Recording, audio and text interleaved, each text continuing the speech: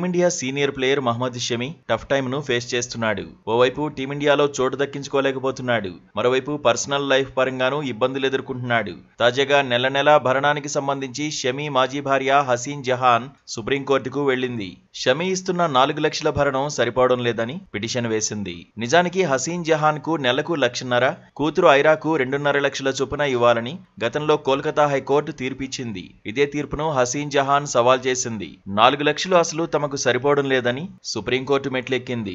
దీంతో ఈ పిటిషన్పై సుప్రీంకోర్టు విచారణ చేపట్టింది. 4 వారాల్లోగా స్పందించాలని అటు షమితో పాటు పశ్చిమ బెంగాల్ ప్రభుత్వాన్ని ఆదేశించింది. 4 వారాల గడువు ముగిసిన తర్వాత ఈ కేసు విచారణకు రాబోతోంది. ఇక షమి, హసీన్ జహాన్ 11 సంవత్సరాల క్రితం పెళ్లి చేసుకున్నారు. వీరికి ఒక కూతురు ఉంది. దాదాపు 7-8 సంవత్సరాల క్రితమే షమి, హసీన్ జహాన్ మధ్య మనస్పర్ధలు మొదలయ్యాయి. అప్పుడే ఎవరి దారి వారు చూసుకున్నారు.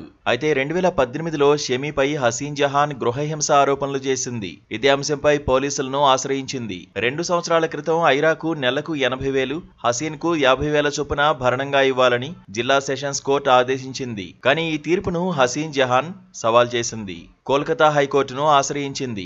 భరణం మొత్తాన్ని 4 లక్షలకు కోల్కతా హైకోర్టు పెంచింది. కానీ ఇప్పుడు ఆ భరణంతో హసీన్ జహాన్ సంతృప్తిగా లేదు.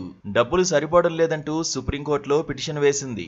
మరోవైపు గత వన్డే వరల్డ్ కప్ తర్వాత నుంచి షమి ఫిట్నెస్ సమస్యలను ఎదుర్కొంటున్నాడు. చాలా కాలం భారత్ జట్టుకు దూరంగా ఉన్నాడు. ఈ ఏడాది ఇంగ్లాండ్తో సిరీస్, ఛాంపియన్స్ ట్రోఫీలోనే బరిలోకి దిగాడు. ఆ తర్వాత మాత్రం భారత్ జట్టులో అవకాశం దక్కించుకోలేకపోతున్నాడు. కీలకమైన ఇంగ్లాండ్, ఆస్ట్రేలియా టూర్లలోనూ అవకాశం రాలేదు.